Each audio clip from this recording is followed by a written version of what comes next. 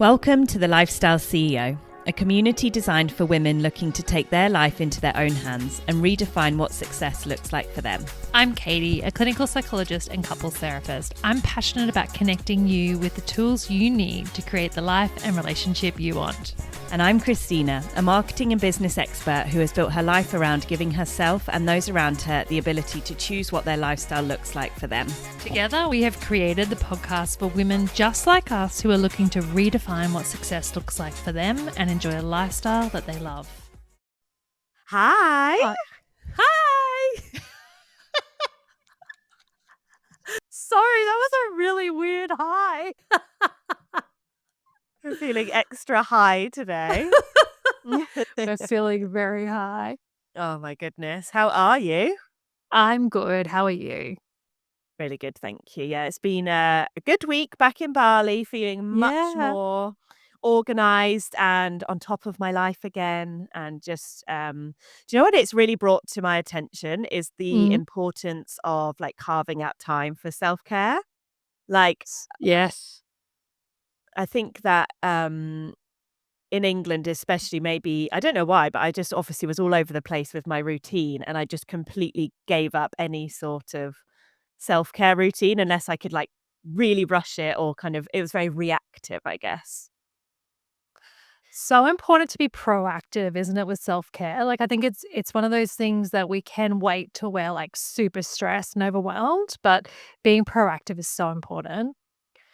Yeah, exactly. And I feel like we all think about self-care as like, oh, have a bath or put on a face mask. But it's just, obviously that's lovely and I enjoy all of those things. But it's really about figuring out other kind of holistic practices, I guess, that really help that mindset, and take you back down to feeling calmer, feeling more at peace within yourself. And I think it's a real test and learn thing for people because it's not just a one size fits all. It's all about like what works for you and how can you implement that into your day-to-day routine.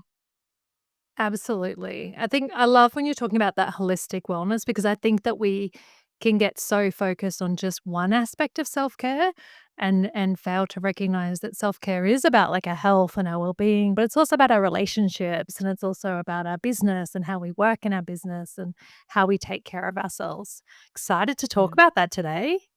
I know, I love that. I feel like it will be really interesting to learn about like each other's self-care tips as well because like I say, it's so individual, I think. And like some people talk a lot about meditating and, other examples. And I know a lot of people just say, I can't meditate, like it just doesn't work for me. And I think that's fine.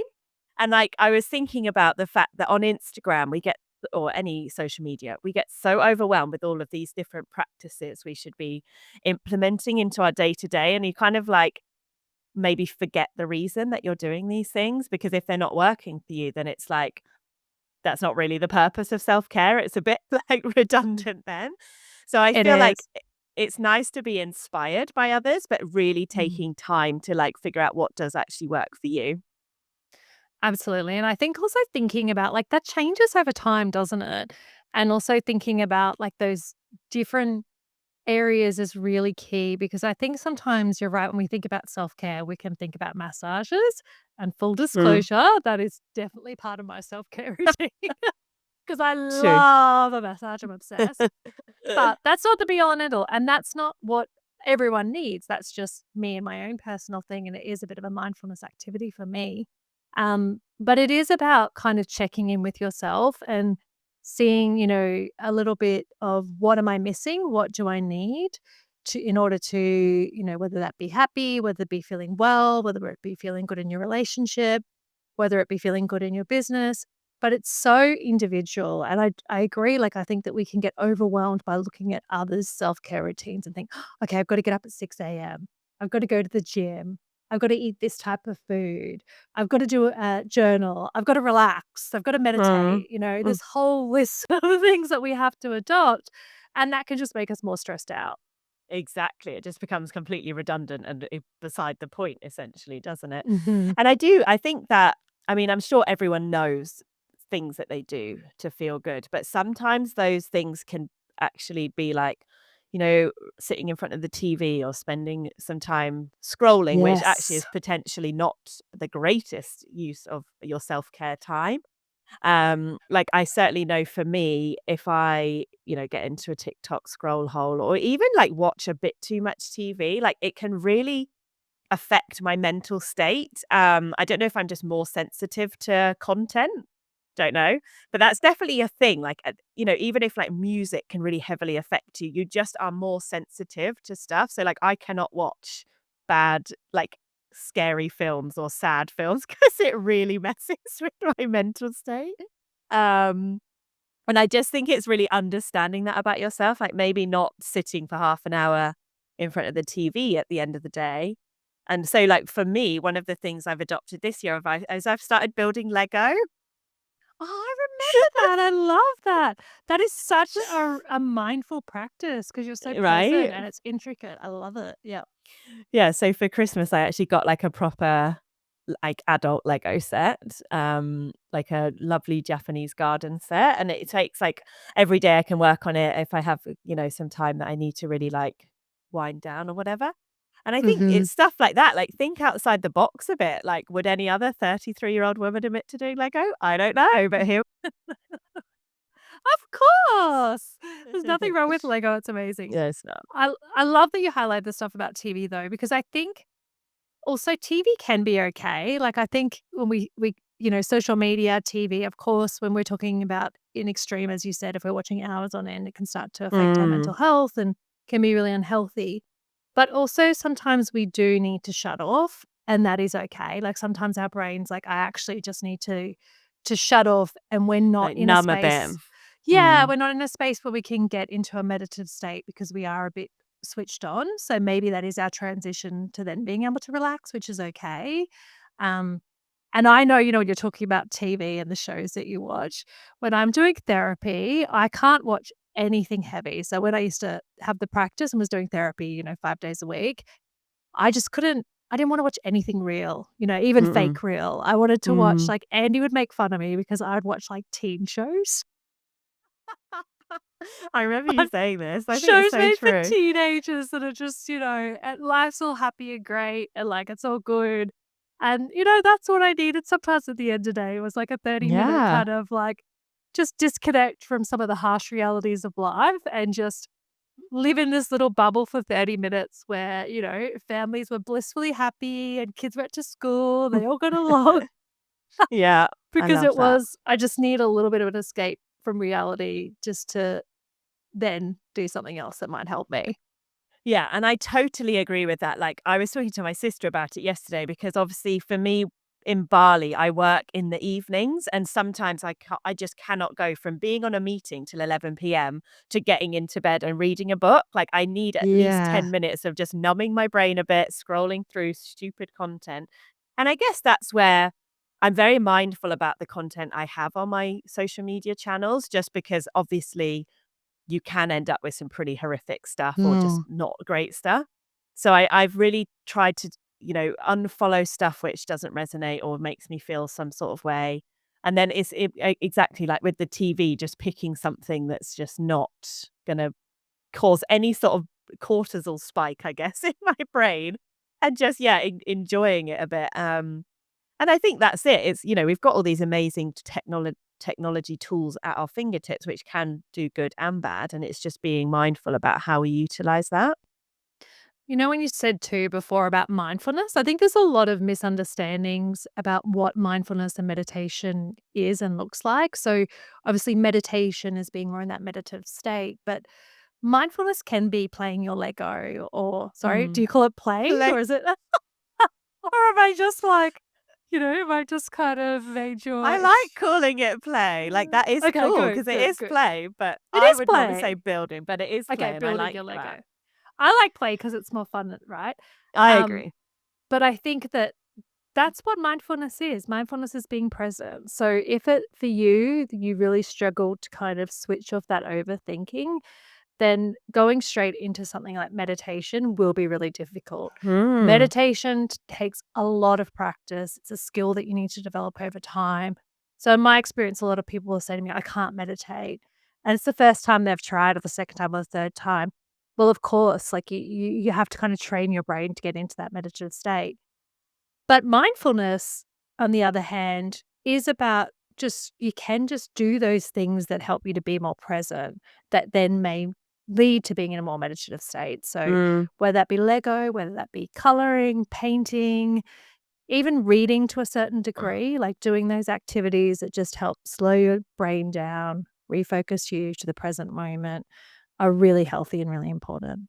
Yeah, I really like that. And I think, meditation. So I feel like guided meditations are a really good way to start. And I even listen to Definitely. them occasionally, like when I'm on walks, because I think, again, if you're walking for like your kind of self care, which is, of course, an incredible practice, but you can end up with a wandering mind, which is fine as well. But sometimes actually having some sort of guided meditation on or something just to kind of focus your thoughts can be a really nice way to make that walk feel quite well, it kind of brings you back to the present, right? Because you're sort of, really taking Absolutely. focus of your walk rather than, like, your mind being on all the business things you have to do or all the kids' tasks you have to do.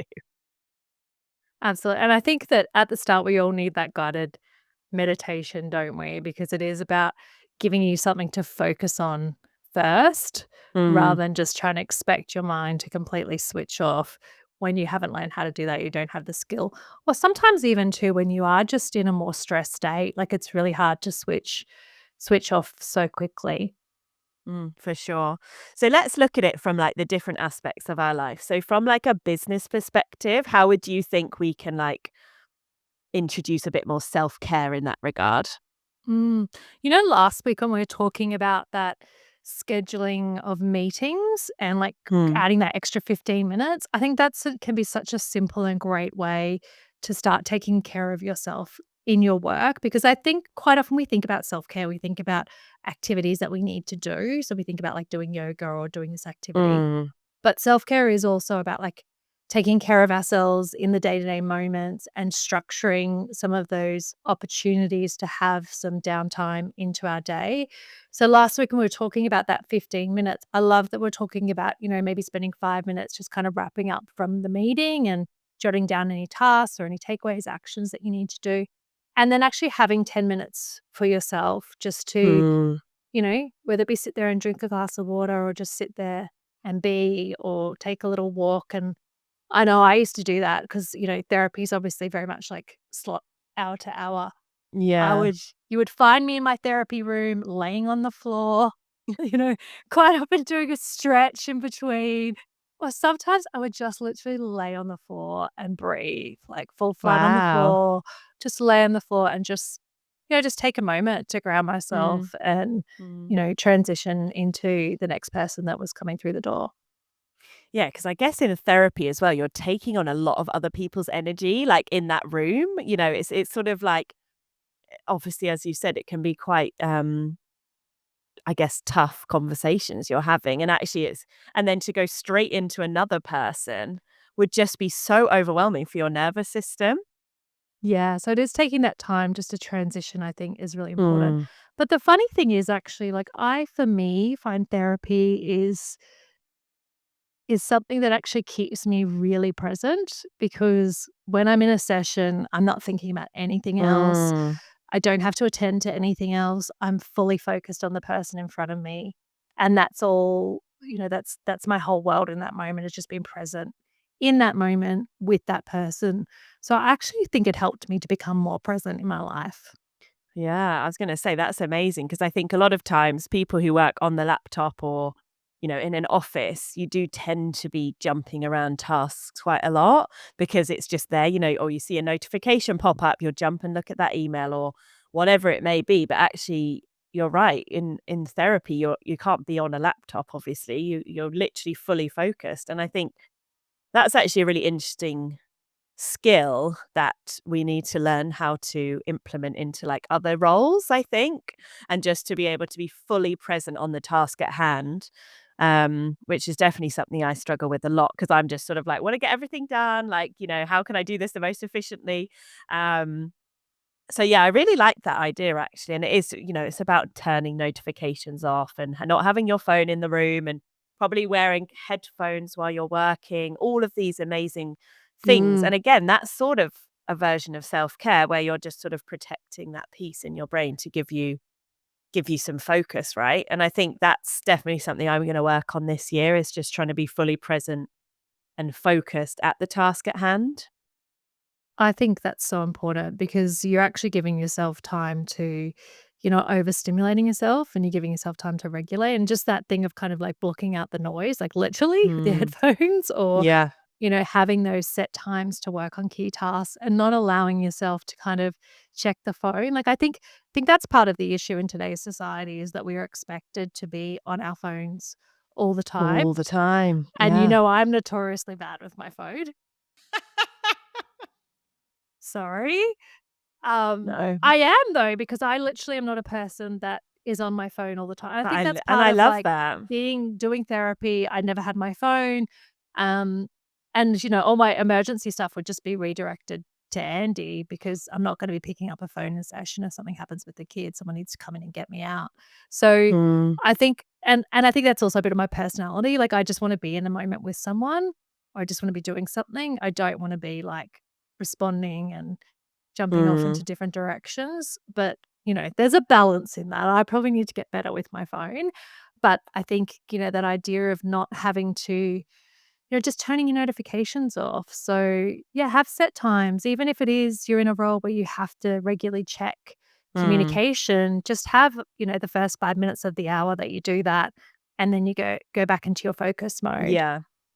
Yeah, I really like that. We had that. I think I can't remember what it was called, but there was a system we used to have at an old agency I worked for, and it was like you'd have a focus hour, then you'd have a admin hour, then or admin however long, and then there was sort of 3 different buckets. It was sort of like deep work, admin, and then more kind of smaller tasks that Mm. you could complete a few in an hour.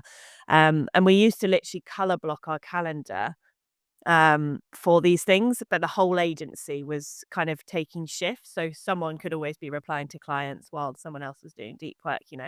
And I actually really like that. And we always come back to this, but it's all about scheduling to allow you to be present. So it's like, Well it done. feels like, oh my God, another thing I have to schedule, another thing I need to think about. But actually, I feel like once you've got all these things in place, your life would just be running so smoothly and like everything sort of it sounds a bit counterproductive scheduling self-care, but actually it is important and it really works for then allowing yourself that peace of mind to think, right, now I can actually take this time. And I was thinking about this morning, like in England, especially, but even before in Bali, like even taking a shower and getting ready for the day, I would rush so quickly because it was just like, oh, I've got Mm. to do the packed lunches. I've got to get the kids to school.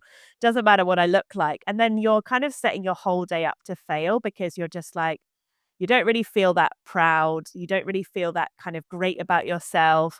And then you kind of go into every task for that day feeling a bit less, I don't know what the word is, sparkly, let's say. So you're therefore not like giving your best, do you know what I mean? Whereas I think if you start the day on the right foot, like I'm going to take some time to get ready and look nice for the day, everything else sort of feels a lot easier then.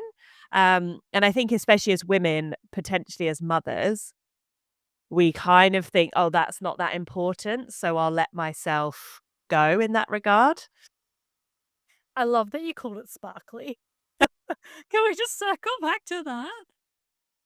Because I I do thought you think were gonna it's a say, like, prepared or I organized, do. but you're like, "Less sparkly," but I love that because I think that's what it is about, is having a bit of a sparkle, having a bit of joy in it, isn't it? It isn't just about planning and preparation, organization, but it's actually taking that time to take care of you and feel good in yourself and not feel rushed and, yeah, to have a moment to I think when we're in that space too, we're more present, we can have joy in those little moments, like those little interactions with, it doesn't become about getting the kids out the door. It's like we can put some music on, have a little dance and because we're not rushing through it.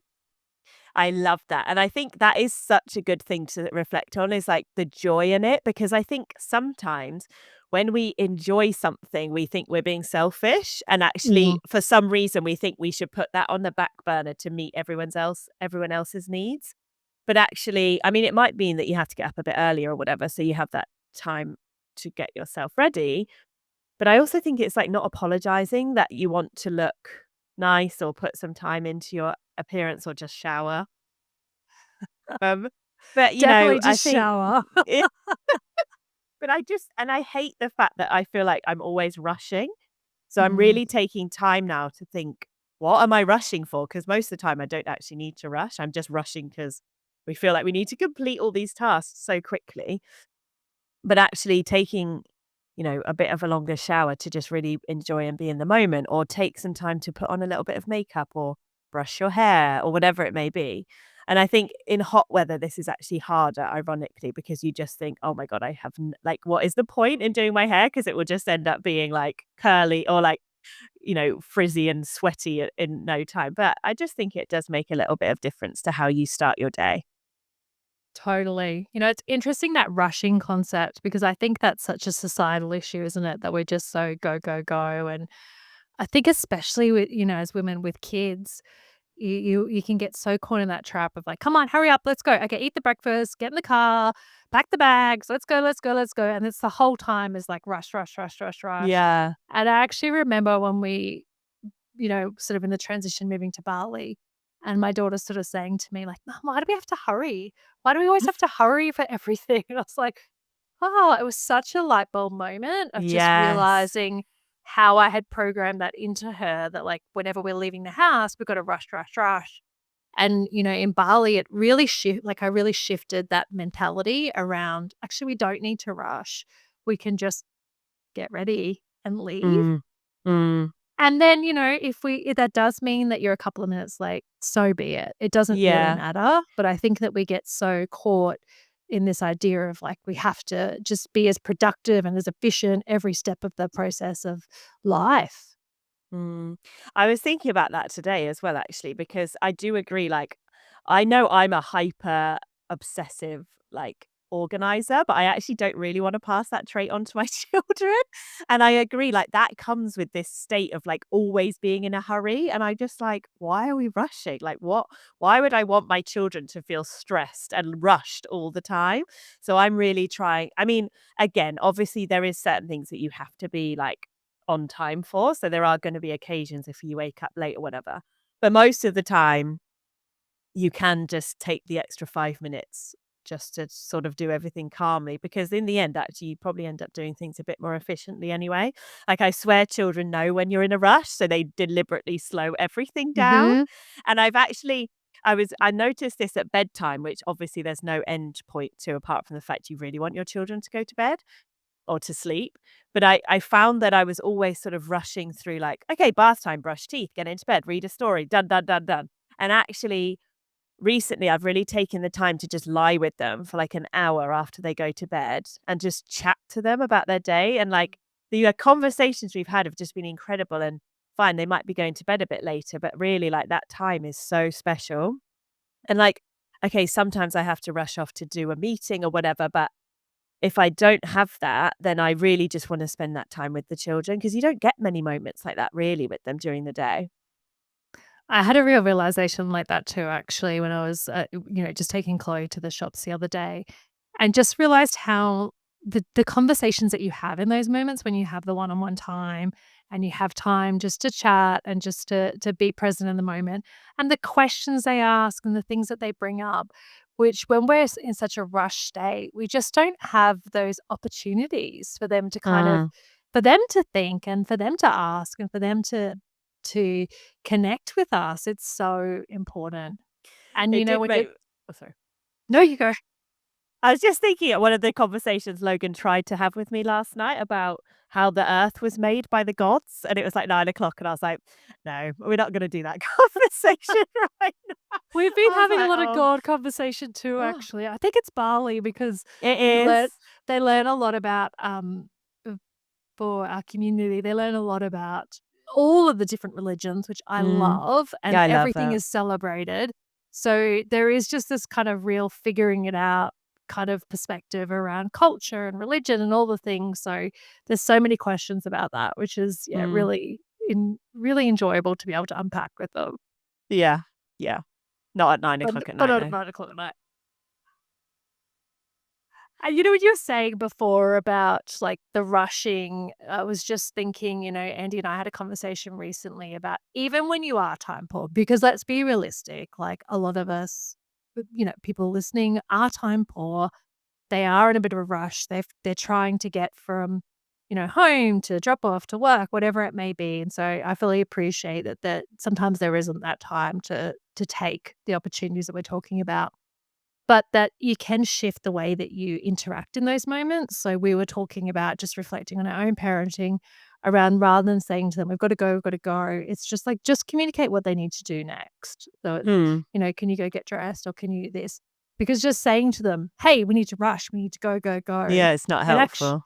It's not helpful. It's just creating stress, and it's actually not moving you toward where you wanna go anywhere. It's not anyway, it's not kinda getting a task completed. So I think Mm. sometimes it is just shifting the mindset too, in the way Yeah. that we approach things. Yeah, and I've definitely noticed with children in particular, like when they know what they need to do, they are pretty good at doing it. Like I think we sometimes assume that they understand that every day we go to school, every day we have to get dressed, every day we do, but they don't really know that.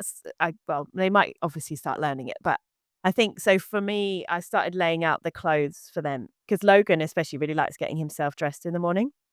So, like, just by laying the clothes out and then kind of having, the stuff ready to make breakfast or whatever, he can really just understand the steps that we're going through every day and, like, just it makes him more comfortable to know, like, "Okay, I know what I'm putting on, I know what I'm doing," for whatever it is, and I just think that we all are comforted by routine, right? Especially children, and I think maybe Mm. we assume a bit too much that they know what's happening when they obviously don't. So, just kind of bringing them in exactly as you said, bringing them into what the process is and what we're expecting, rather than just being like, "Guys, we need to go. What is happening?"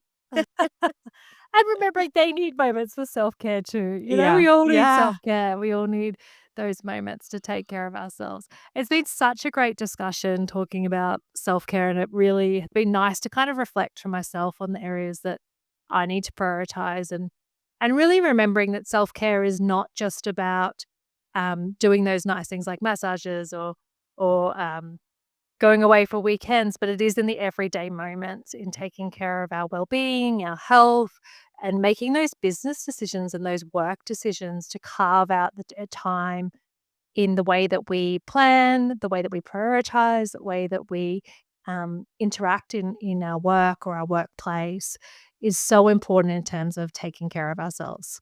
Mm. Yeah, and I think I just am fascinated by these topics, and I'd really love to hear from other like people about what their self care routines might look like, and like what they might consider implementing now, maybe after hearing some of our practices. But yeah, it's been so interesting. Great to chat to you, and see you next week. See you next week. You're ready to create a life on your terms. Join us every week and make sure to like and subscribe to keep up to date with new episodes. All the links to keep in touch with us are in the bio.